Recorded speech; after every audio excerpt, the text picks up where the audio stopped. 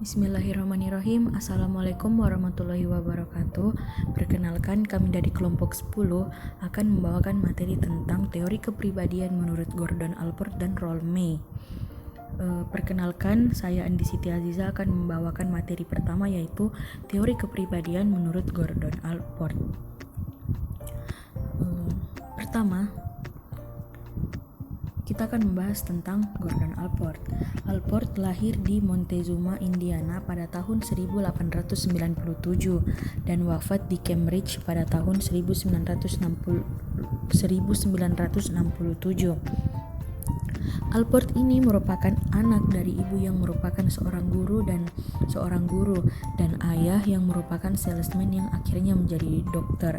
Kehidupan Allport terisolasi dari anak-anak keluarganya dan terlalu muda untuk bermain dengan kakak-kakaknya, sehingga saat dewasa Allport terus-menerus merasa inferior dibandingkan Floyd, kakaknya. Allport kemudian berkuliah di Harvard University dan memperoleh gelar PhD dalam bidang psikologi pada tahun 1922. Allport juga menerima banyak penghargaan seperti Gold Medal dari American Psychological Foundation, Distinguished Scientific Contribution dari American Psychological Association, dan The Society for the Psychological Study of Social Issues. Berikutnya saya akan menjelaskan tentang kepribadian menurut Allport. Kepribadian menurut Allport adalah organisasi dinamis dari sistem psikofisik individu yang menentukan karakteristik, perilaku, dan pemikiran. Kepribadian menurut Allport ini dibagi menjadi dua, yaitu sifat atau traits dan proprium. Yang pertama saya akan membahas tentang sifat atau traits. Jadi Allport ini membedakan dua sifat berdasarkan disposisi pribadi, yaitu common traits dan individual traits. Common traits merupakan sifat yang dimiliki oleh beberapa orang banyak. Allport mengatakan bahwa secara akurat ia mencatat bahwa dua orang tidak dapat memiliki sifat yang sama persis. Dengan demikian, meskipun dua individu dapat dikatakan memiliki sikap kesopanan, beberapa traits umum ini diungkapkan setidaknya sedikit berbeda pada setiap orang. Kemudian ada traits individual. Traits individual ini merupakan sifat unik yang ada pada individu dan terbagi menjadi tiga tingkatan, yaitu cardinal traits, central traits, dan secondary traits. Yang pertama ada cardinal traits. Cardinal traits merupakan sifat manusia yang paling kuat dan paling dalam. Allport menjelaskan bahwa sifat ini memiliki hasrat serta dorongan yang sangat kuat sehingga mendominasi perilaku. Sifat ini tidak ditemukan dalam persentase besar pada orang-orang. Orang-orang dengan cardinal traits ini adalah Bunda Teresa dan Hitler. Yang kedua adalah ada central traits. Central traits merupakan sifat yang menggambarkan perilaku manusia, sehingga sifat ini sering ditemui dalam deskripsi verbal seseorang. Ciri-ciri khas yang mungkin akan menjadi central traits ini adalah seperti kesadaran, berkepala dingin, tekun, rasa tanggung jawab atau tidak bertanggung jawab. Yang terakhir ada secondary traits. Secondary traits merupakan sifat yang kurang digeneralisasikan, kurang konsisten, dan kurang berpengaruh dalam pedoman perilaku secara keseluruhan dibandingkan central traits. Ciri-ciri khas secondary traits ini merujuk pada selera dalam makanan, musik, atau pakaian, dan untuk menentukan apakah itu central traits atau secondary traits tidak banyak bergantung pada sifat itu sendiri, melainkan pentingnya dalam kepribadian. Berikutnya ada proprium. Allport menyarankan untuk menggunakan istilah proprium untuk istilah diri atau ego karena masing-masing aspek diri yang muncul dialami secara relevan sebagai pribadi dan sebagai kepemilikan. Berikutnya ada aspek perkembangan proprium. Jadi proprium ini memiliki 7 aspek perkembangan. Yang pertama bodily self.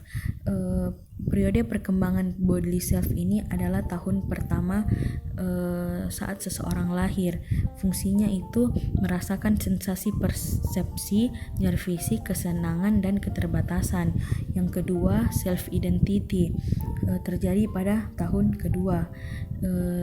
Di sini terjadi keberlanjutan pengalaman dimungkinkan melalui bahasa. Yang ketiga, self esteem ini terjadi pada tahun ketiga seseorang. Di sini seseorang meraih kebanggaan akan prestasinya seperti kemandirian. Yang keempat, self extension. Di sini terjadi pada usia 4 sampai 6 tahun. Di sini seseorang sudah mulai memiliki konsep abstrak tentang kepemilikan. Yang kelima ada self image. Di sini self image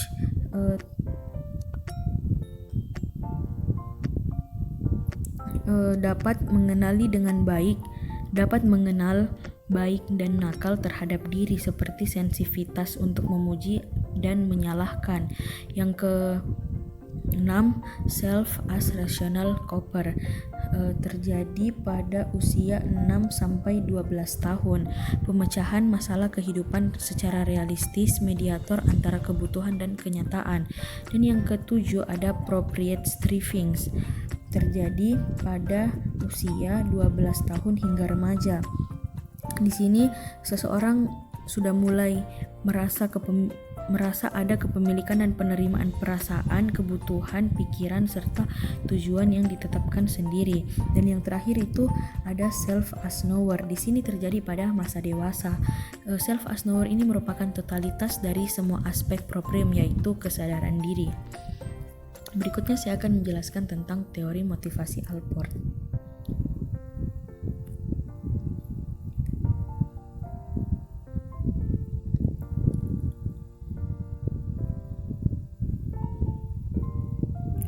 Menurut Allport, functional autonomy mengacu pada sistem motivasi yang diperoleh pada ketegangan yang terlibat tidak dari jenis yang sama, dengan anteseden yang dimana sistem yang diperoleh dikembangkan. Allport menjelaskan bahwa functional autonomy merupakan motif orang dewasa yang sehat secara emosional, tidak terhubung secara fungsional dengan pengalaman yang sudah pernah dialami sebelumnya.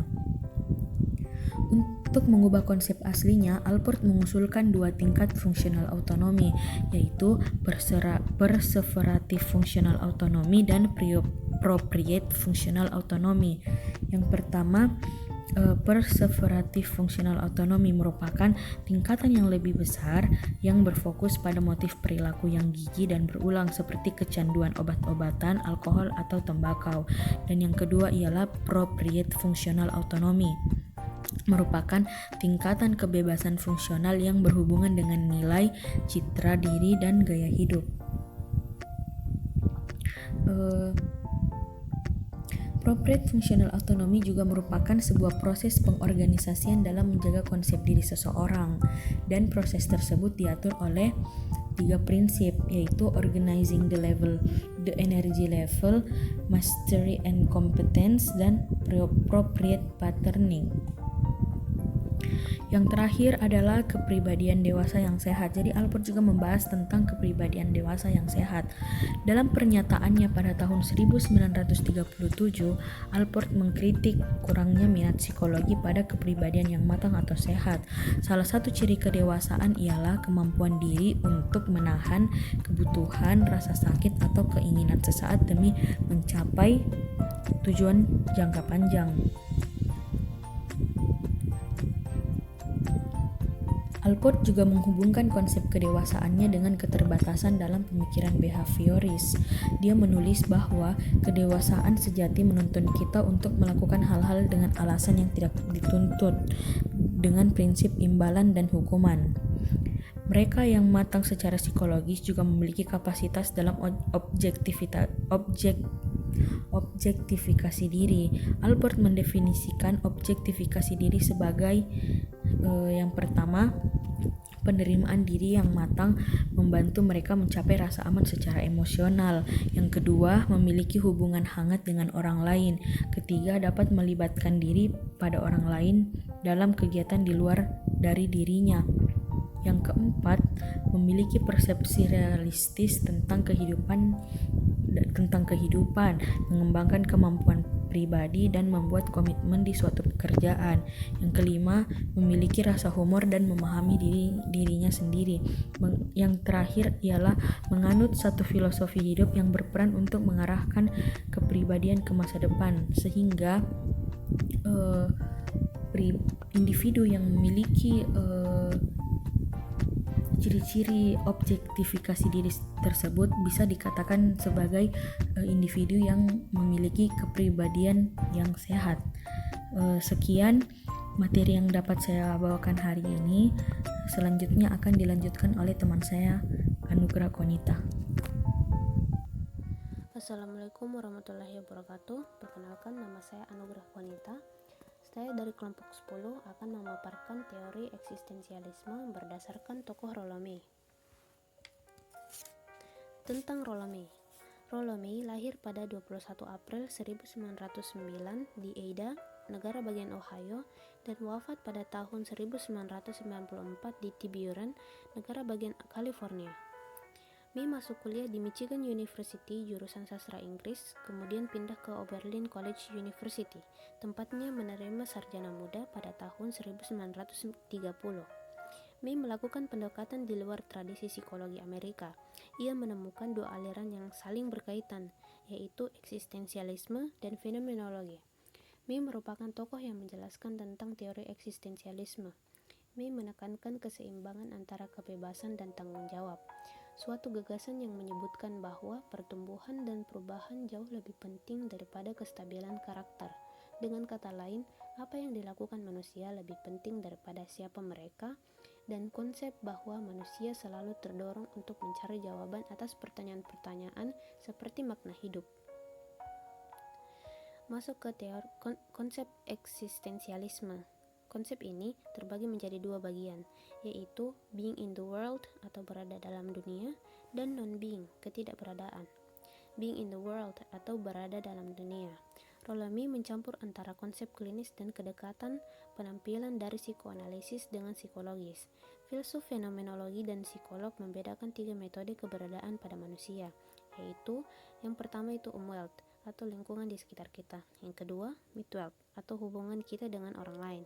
Yang ketiga, Eigenwelt atau hubungan kita dengan diri sendiri. Umwelt merupakan dunia alamiah dengan hukum-hukum alamiahnya, mencakup di dalamnya dengan dorongan-dorongan biologis seperti rasa lapar dan mengantuk. Kita juga fenomena alamiah seperti lahir dan mati. Kita tidak bisa lepas dari Umwelt karena kita harus belajar untuk hidup di dunia sekeliling kita dan menyesuaikan diri dengan perubahan-perubahan di dalamnya. Yang kedua, Mitwelt. Kita tidak hidup hanya dalam Umwelt, kita juga hidup di dunia bersama manusia, yaitu Mitwelt. Maksudnya, kita harus berhubungan dengan orang lain sebagai manusia, bukan sebagai benda. Jika kita memperlakukan orang lain sebagai objek, maka kita akan hidup hanya dalam Umwelt. Perbedaan Umwelt dan Mitwelt ini dapat dilihat dari seks dan cinta. Yang ketiga, Eigenwelt. Eigenwelt mengacu pada hubungan seseorang dengan dirinya sendiri. Hidup dalam Eigenwelt berarti menjadi sadar akan dirinya sebagai makhluk manusia dan memeluk siapa dirinya saat berhubungan atau berinteraksi dengan dunia. Pribadi yang sehat hidup dalam Umwelt, Mitwelt, dan Eigenwelt sekaligus.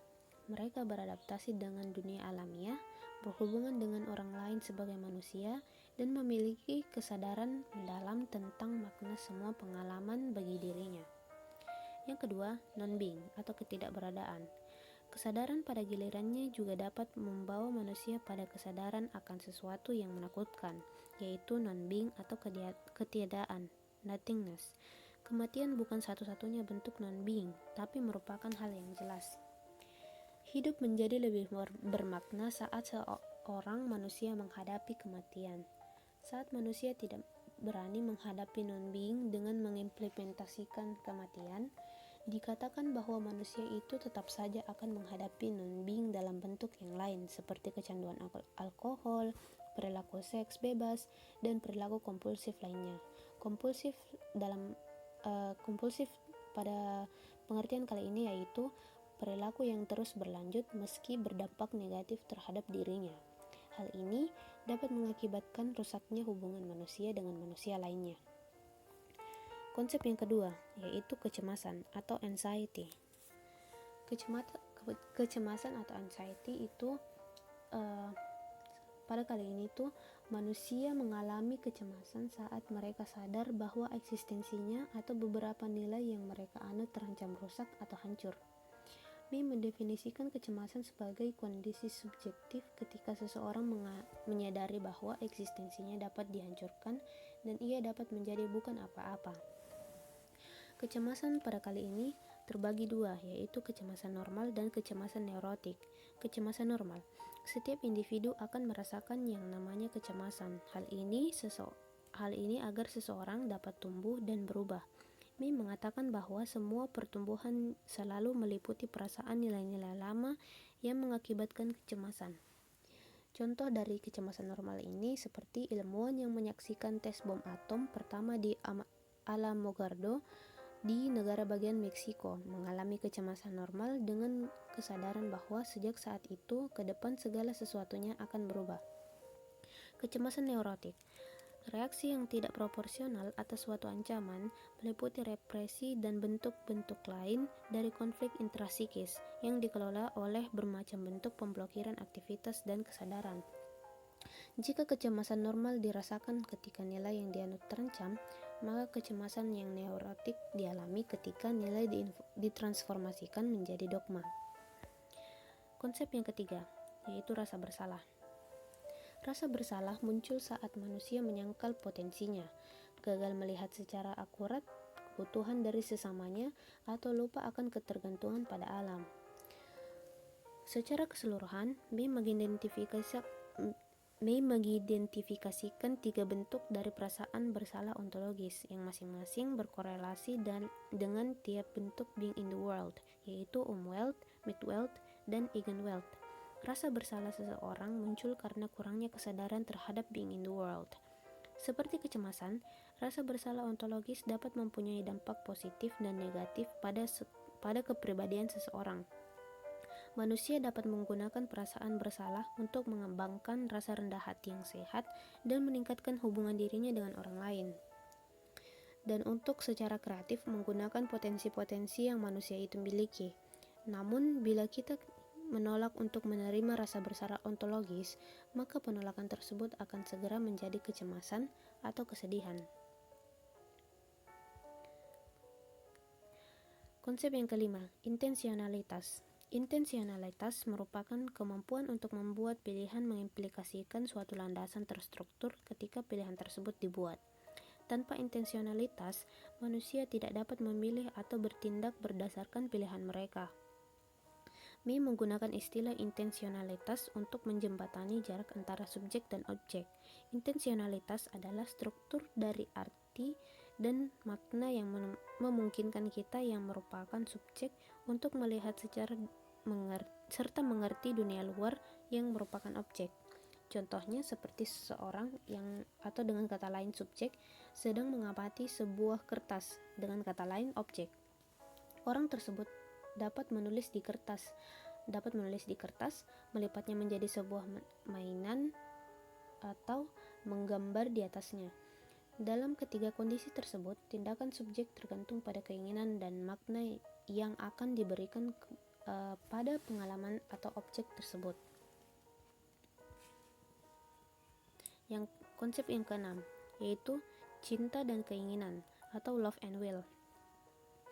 May mendefinisikan cinta atau love sebagai perasaan bahagia terhadap kehadiran orang lain dan menegaskan nilai serta perkembangan dari orang lain tersebut seperti milik kita sendiri. Tanpa kepedulian, tidak mungkin ada cinta itu hanya sentimental, kosong, atau rangsangan seksual yang bersifat sementara. May menyebut keinginan atau will sebagai kapasitas untuk mengatur diri seseorang supaya pergerakan dalam arah tertentu atau menuju suatu sasaran tertentu dapat terjadi. Di bagian ini ada 4 tipe cinta menurut May, yaitu agape, seks, eros, dan philia. Agape merupakan cinta yang bersifat altruis dan tidak mengharapkan pamrih serta bentuk cinta spiritual. Altruis pada kali ini yaitu perhatian terhadap kesejahteraan orang lain tanpa memperhatikan diri sendiri.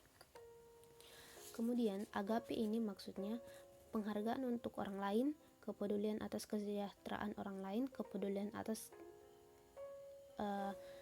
kesejahteraan orang lain melebihi apapun yang dapat diperoleh dari seseorang dari hal tersebut, yaitu cinta yang tidak terkecuali seperti cinta Tuhan pada manusia. Cinta ini tidak memedulikan perilaku atau karakteristik dari seseorang. Oleh karena itu, agape menjadi terasa berlebihan dan tidak bersyarat. Yang kedua itu seks. Fungsi biologis yang dapat dipuaskan melalui hubungan seksual. Yang ketiga, eros. Hasrat psikologis untuk mencari atau menghasilkan keturunan atau persatuan dalam sebuah hubungan dengan orang yang dicintai. Lebih kepada sebuah pengharapan untuk mengukuhkan suatu persatuan yang bertahan lama. Eros dibangun atas kepedulian dan kelembutan. Eros mendambakan untuk membangun sesuatu hubungan yang bertahan dengan orang lain, di mana kedua orang dalam hubungan itu saling merasakan kebahagiaan dan hasrat yang mendalam. Dan yang terakhir, philia. Suatu hubungan yang terjalin dengan intim, namun non-seksual. Tidak dapat dibangun dengan terburu-buru. Jadi, philia ini tidak dapat dibangun dengan terburu-buru, sehingga membutuhkan waktu untuk tumbuh, berkembang, dan mengakar di diri manusia. Contohnya, rasa cinta yang pelan-pelan muncul antara teman lama. Singkatnya, hubungan manusia yang sehat akan mencampur keempat bentuk cinta.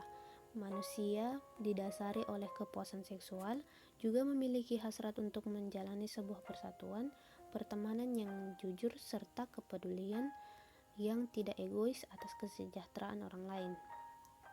Pada dasarnya, cinta membutuhkan kelembutan, afirmasi dari orang lain, melonggarkan kompetisi sebanyak mungkin, kadang-kadang penolakan atas diri sendiri untuk kepentingan orang lain yang dicintai, serta nilai-nilai lama seperti kebajikan dan memaafkan. Yang keenam, baik dan buruk atau good and evil. May mengatakan bahwa posisi manusia itu sama-sama baik dan buruk. Orang-orang terlibat dalam kelanjutan perjuangan antara baik dan buruk, ada dan tiada, penciptaan atau kehancuran, dikarenakan apa yang May telah tekankan adalah sebuah elemen daimonik pada sifat manusia. Ketakutan, kecemasan, cinta, seks, kematian, keberadaan, dan ketiadaan hanya sebagian daftar dari gambaran May bahwa manusia tidak juga sebagai pendosa maupun sebagai orang yang suci. Yang selanjutnya, konsep kebebasan dan takdir, freedom dan destiny. Menurut May, kebebasan pada awalnya merupakan kapasitas individu untuk mengetahui bahwa dia makhluk terbatas. Kebebasan memerlukan kemampuan untuk menaungi kemungkinan-kemungkinan yang berbeda-beda di dalam pikiran seseorang, walaupun pada saat itu belum terlalu jelas bagaimana seseorang harus bertindak. Kemudian, pengertian kebebasan juga berarti kemungkinan untuk berubah walaupun kita tidak tahu apa saja perubahan yang dapat terjadi. May mendefinisikan takdir sebagai rancangan dari alam semesta yang berbicara lewat rancangan dari kita masing-masing. May berpendapat bahwa kebebasan dan takdir, seperti rasa cinta, benci, atau kehidupan kematian, tidaklah bersifat antitesis, melainkan hanya sekedar paradoks biasa dalam kehidupan. Kebebasan tanpa takdir adalah orientasi tanpa kontrol. Oleh karena itu, tanpa takdir kita tidak akan mempunyai kebebasan. Namun, tanpa kebebasan, takdir kita pun menjadi tidak berarti.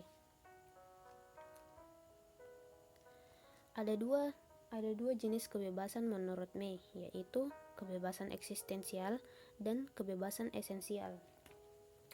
Kebebasan eksistensial, kebebasan untuk bertindak atau kebebasan untuk melakukan. Maksudnya contohnya seperti melakukan melewati batas negara untuk memilih rekan dan sebagainya. Kebebasan esensial, kebebasan untuk menjadi. Maksudnya, kenyataannya kebebasan eksistensial sering membuat kebebasan esensial menjadi lebih sulit. Pada tahun 1981, May bertanya, apakah kota akan mendapatkan kebebasan esensial apabila eksistensi kehidupan kita sehari-hari diganggu? Jawaban yang kemudian ia temukan sendiri adalah tidak. Psikopatologi. May memandang psikopatologi adalah sebagai kurangnya komunikasi atau ketidakmampuan untuk mengetahui orang lain dan untuk membagi diri kita dengan mereka. Orang yang terganggu secara psikologis menyangkal takdir mereka sehingga mereka kehilangan kebebasannya. Mereka mengembangkan gejala-gejala neurotik tidak untuk mendapatkan kebebasan mereka, tetapi untuk melepaskannya. Orang yang kompulsif melakukan rutinitas yang ketat sehingga membuat pilihan-pilihan baru menjadi tidak penting atau tidak dibutuhkan. Gejala-gejala tersebut dapat bersifat sementara, seperti ketika stres menghasilkan sakit kepala, atau seperti ketika pengalaman masa kecil mengakibatkan sifat apatis dan kekosongan. Konsep yang terakhir, psikoterapi. May yakin bahwa tujuan psikoterapi adalah untuk membebaskan manusia. Ia berargumen bahwa terapis yang berkonsentrasi pada gejala-gejala yang dimiliki pasien akan kehilangan gambaran yang lebih penting. May bersikeras bahwa psikoterapi harus lebih terfokus pada membantu orang lain mengalami eksistensi mereka. May tidak banyak menawarkan arahan-arahan spesifik untuk diikuti. Oke, itulah materi yang saya bawakan tadi. Kurang dan lebihnya mohon dimaafkan. Terima kasih. Assalamualaikum warahmatullahi wabarakatuh.